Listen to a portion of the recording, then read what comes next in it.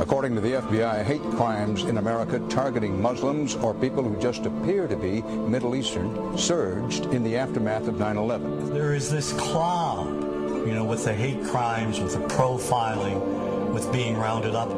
Again, I think this illustrates the power of film, that in spite of the reality, in spite of the material that we know to be true, we still embrace the mythology. The mythology is still a part of our psyches. Stereotypes take a long time to wither away. And for many of us, we're comfortable with our prejudices. We don't want to change. We've grown accustomed to this face.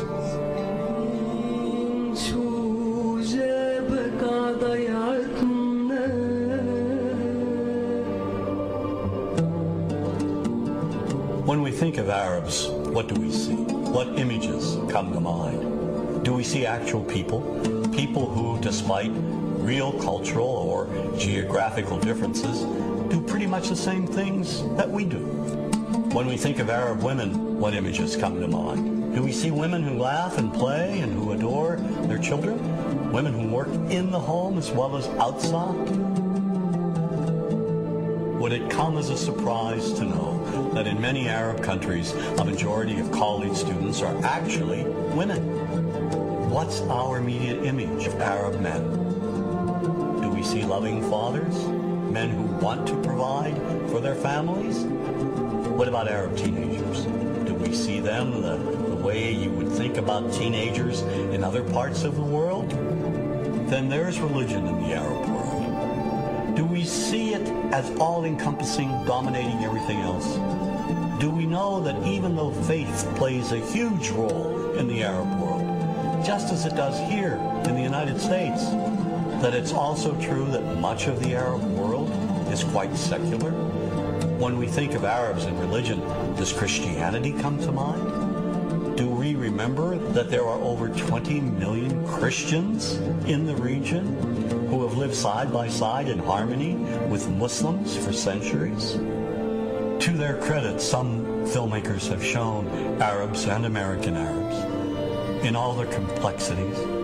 An excellent way to shatter a stereotype is through laughter, through comedy. So we have comedians. Comedians have done this historically. Black comedians, Jewish comedians. So we see Arab comedians doing this, and this is one way to release the tension. My name's on a credit card, true story. Guy behind the counter picked up my credit card, sees the olive part, looks at me all weird. He's like, hey, buddy, what kind of name is, that?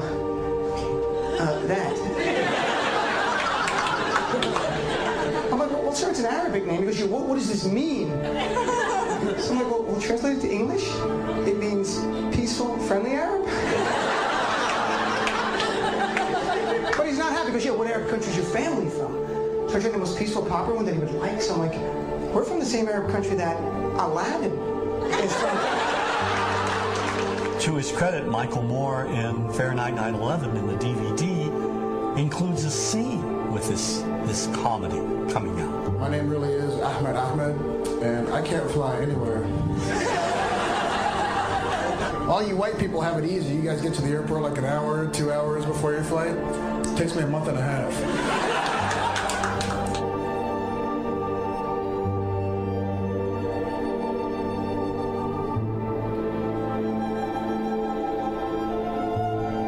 Nous vivons dans un monde qu'on peut critiquer, qui est le monde de la dérision. Vous le savez bien, dans les médias, je dirais le monde de la dérision, on se moque de tout. Le fait que ça se fasse me satisfait. Parce que ça veut dire que nous avons, qu'on est libre, peu à peu... Il faut qu'on soit beaucoup plus sage que ça, qu'on rentre pas dans ces provocations. Et c'est pour ça que... C'est l'autocensure, ça, Jamel. Tu comprends ce que je veux dire? Si on commence à pas faire de dessin pour pas choquer les musulmans... Non, c'est-à-dire que pour moi... C'est de l'autocensure. C'est la fin de la liberté d'expression. Pour moi, la liberté d'expression, la liberté d'expression et le respect font partie, sont mariés ensemble. Moi, je suis pour la liberté d'expression. Mais si je vais blesser une personne, pourquoi blesser la personne? Non, mais si moi j'ai envie de faire une caricature sur Mahomet ou sur un rabbin ou sur Jésus-Christ, il faut que j'ai le droit de le faire. Tu comprends? C'est ça la France. Quand tu sais que tu vas blesser 10 millions de personnes, pourquoi tu vas les blesser? Pourquoi? C'est la liberté, c'est ça. C'est la liberté de...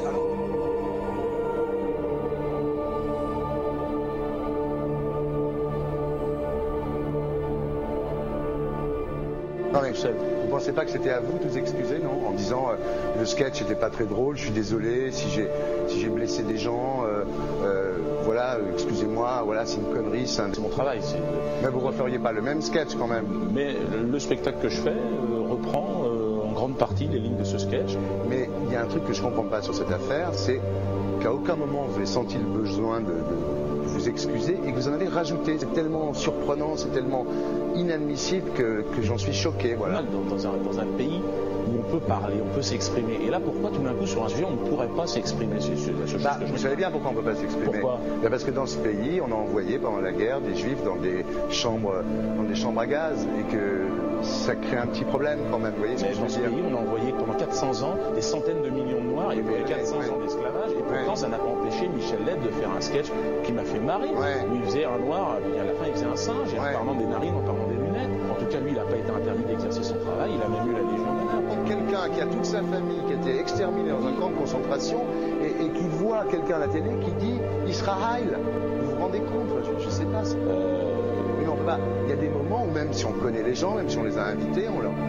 Et c'est pour ça que... C'est l'autocensure, ça, Jamel. Je comprends ce que je veux dire. Si on commence à pas faire de dessin pour pas choquer les musulmans... Non, c'est de l'autocensure. C'est la liberté d'expression. Pour moi, la liberté. Et là, pourquoi tout d'un coup, sur un sujet, on ne pourrait pas s'exprimer sur ce sujet? Vous savez bien pourquoi on ne peut pas s'exprimer. Parce que dans ce pays, on a envoyé pendant la guerre des juifs dans des chambres à gaz et que... Deux poids, deux mesures. La liberté pour tout le monde. C'est-à-dire la liberté pour tout le monde. Il y a une personne comme Dieudonné qui a fait un rabbin, enfin qui a fait un colon juif, etc. Tous ces DVD ne sont plus dans les pactes. On l'empêche de venir, on l'empêche médiatiquement, on ne le voit plus. Alors que lui, c'est un comique. Plusieurs lois qui ont été faites contre l'antisémitisme. Et moi, je fais un appel aujourd'hui de faire une loi contre l'islamophobie.